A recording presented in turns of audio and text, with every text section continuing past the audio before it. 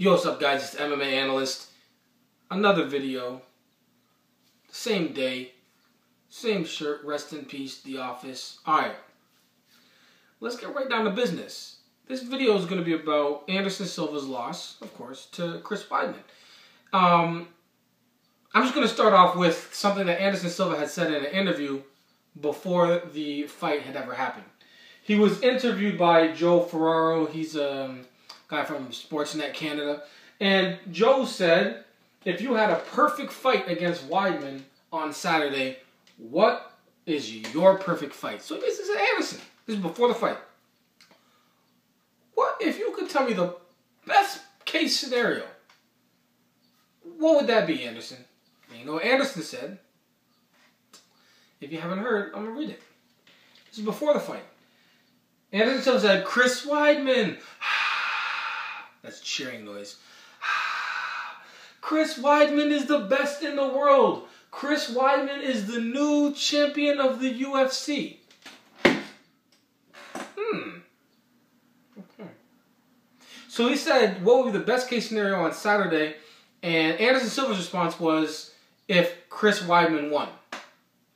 Of course, Joe's confused, as we all would be, right? Well, some of us, not myself.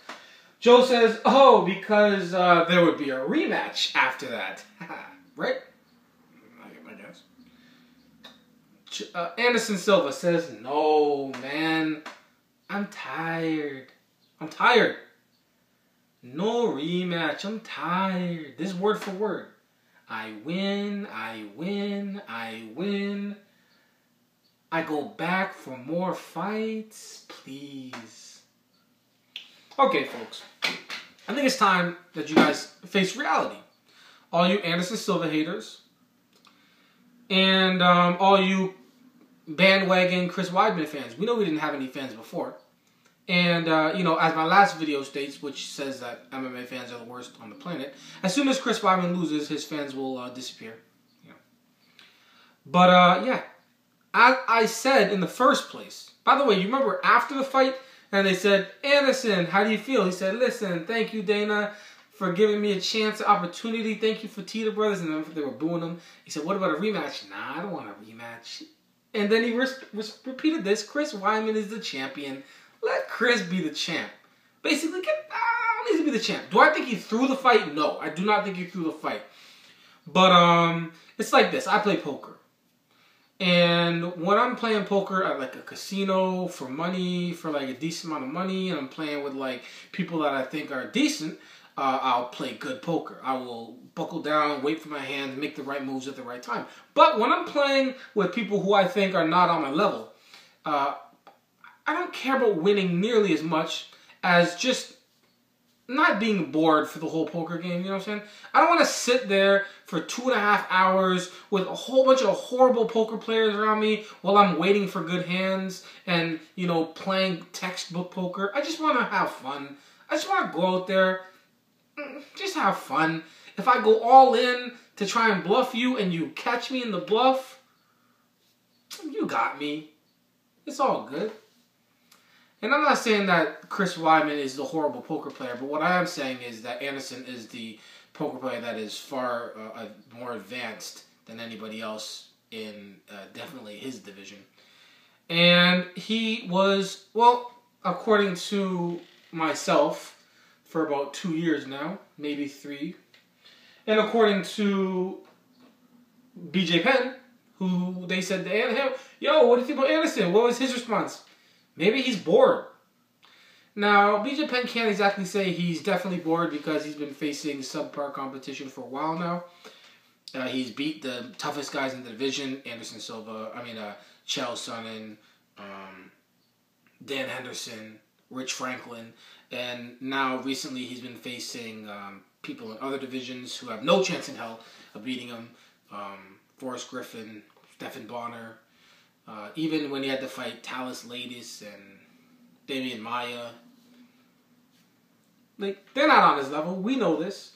But anyways, maybe he's bored. That's according to BJ Penn. It's also according to me. Ever since I saw him putting his hands down, literally toying with his opponents, playing with his food. It's very obvious, folks. If you want to believe for your own little whatever makes you feel good inside, that Anderson Silva has, you know, he hit that age, that he hit that day in everybody's life where the fighter gets old and they slowed down. No, sure, you can believe that all you want. But the reality is, Anderson Silva went out there with no care about winning or losing that fight.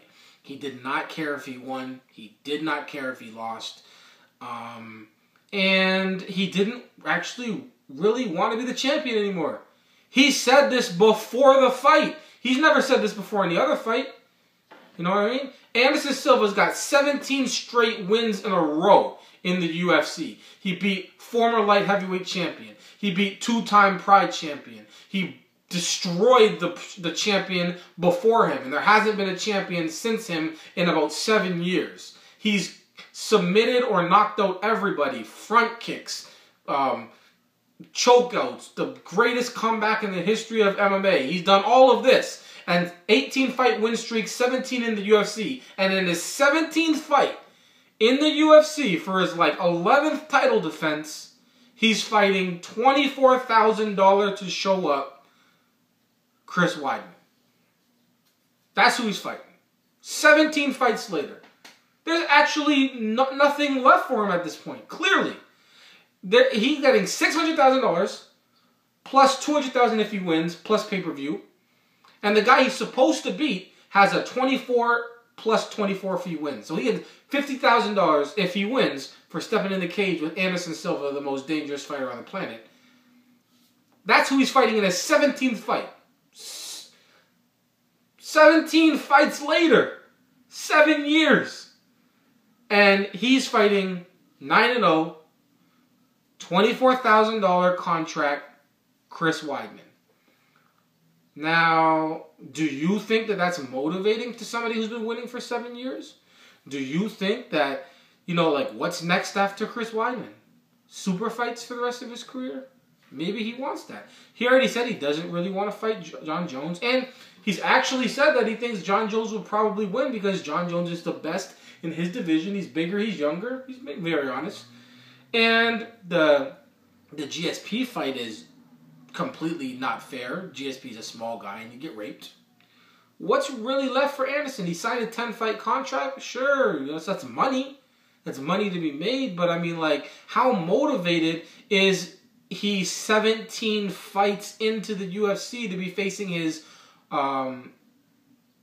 least named opponent since? When he came to the UFC, he was fighting Chris Weidman. Chris Weidman at that time is a bigger name than Chris Weidman going into this. Now, they hyped Chris Weidman up, but Chris Weidman was a far bigger name than Chris Weidman. Not more talented, but a bigger name. Then he fought Rich Franklin. Then I think he fought Travis Lutter before at some point earlier. Now, Travis Lutter, that's a smaller name for sure. Damian Maia, he was on a big win streak, submitting everybody, 5 submission of the nights. Talis Latis, okay, so maybe we can put Talis Latis on the same level of popularity as Chris Weidman. But the point is 17 fights, 7 years later, and you're facing a guy that's getting $24,000 to show up. A guy that's never been a main event. A guy that's never been a co-main event on a legit card. A guy that's got a very, very small to minimal fan base. And you're the entire draw. And you're just going to go here and you're supposed to just destroy him and what? Do it again and again and again. You know what I mean? Like, of course, to the average person, that sounds like, oh, it's great. He's a fighter. And I'm not saying Anderson Silva is in a bad position. All I'm saying is that he's bored. I'm not saying that he shouldn't be bored. I'm not saying that he should be bored. I'm just saying that, in my opinion, ever since I saw what he did to Forrest Griffin, the former light heavyweight champion, and Anderson went up there and put his hands down and dropped him with the jab, I'm telling you the guy's bored. And I've been saying it for this whole time. The fact that BJ Penn says it doesn't actually make my claim any more realistic or true, but he is saying it. And the fact that Anderson Silva, before the fight, in a non-scripted, unplanned interview, said the best case scenario is that Chris Weidman wins, And then he went out there and played like he's never played. You see what I'm saying? Like, he didn't go out there, like I told you in the recap video. He didn't play like he used to. He didn't stay in the pocket, put his hands down, and keep his eye on his opponent. He got way out of the box. He was doing crazy stuff. Like, he was really nutty out there. He's real nutty.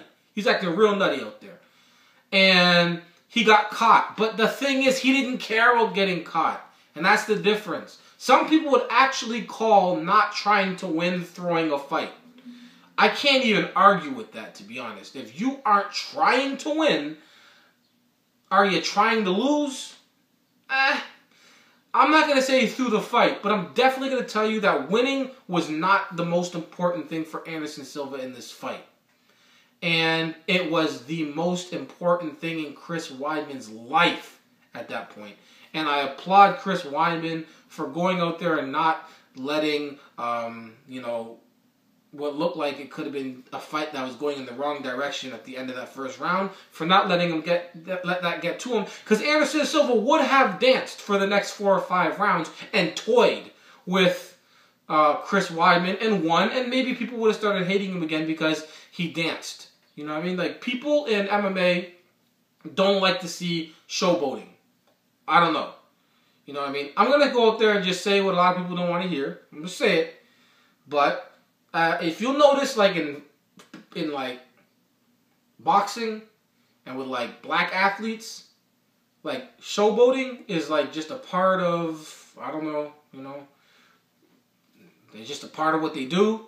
And people who, like, black people and minorities actually enjoy when somebody showboats. They also want them to win.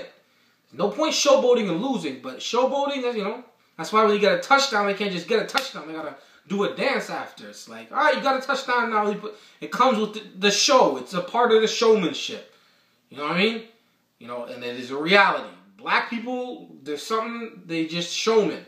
And the fans that are black and minorities, Mexicans, whatever, they enjoy the showmanship. And for the most part, from what I notice, you know, white athletes don't really get down with the showmanship. And white viewers don't really appreciate showmanship. Not that they have to. But the most things that people hate about Anderson Silva is that he's too cocky or he plays around too much. And then the most that people love about Anderson is that he's cocky and plays around a lot and wins. Why does anybody who hates Floyd Mayweather hate him? At the end of the day, they don't like his attitude. He's too cocky. He's too flashy outside of the ring. He talks too much junk. And what do people like about Floyd Mayweather the most? He is cocky, flashy. See what I'm saying? So all I'm saying is this,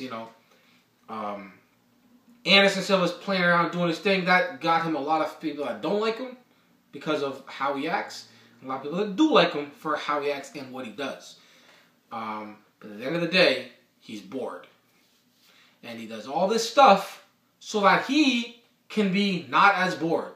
Do I think Anderson Silva could have won the vast majority of his fights by being a little more aggressive, stuffing a few takedowns, going in for the kill, and kind of winning it Mike Tyson style?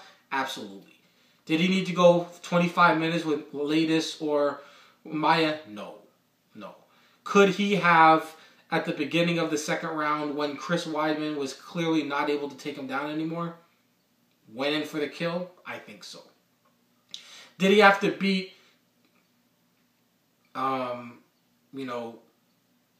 Stephan Bonner by putting his back to the cage and letting him try takedowns?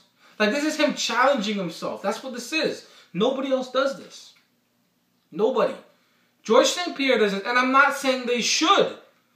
See what I'm saying? But they're being challenged, or at least they're afraid to lose. Anderson Silva's not being challenged, and he's not afraid to lose. He says, you want to take me down? Here, try and take me down. You want to hit me in the face? Or maybe you want to only take me down. I'm going to give you my face. Hit me. Come on, let's go. Fight. You're boring to me. This is boring. You care so much about winning, and you actually bore me. This is that's what this is. He also is playing a game. Of course, it's part of his strategy, Because that's a mind game. The other person's like, damn, Anderson's doing it to me. Ah, man, I never thought that I'd be getting Anderson Silva. Now I'm trying something, he hits me and I can't touch him. Oh my God, just end me. Yeah, I know that's also part of his game plan. But he doesn't have to do that because he simply is a better striker than all these guys. So, anyways. Anderson Silva, as I said in the first place, is bored. He lost his fight. Chris Weidman won the fight because he didn't quit, because he wanted to win, and because he's a good fighter. I'm not saying he's not a great fighter. What I'm saying is that why he won was a lot more about him capitalizing on Anderson's state of mind and not necessarily him outstriking Anderson. Anderson Silva being slow all of a sudden because now he's old. Get out of here with all that. If you believe that, believe what you want. But this is reality. Okay? Anderson Silva himself before the fight. Best case scenario is I'm not the champ anymore. And I don't want a rematch because, word for word, I win, I win, I win, I come back, I'm tired. I'm tired. MMA, it's important. Peace.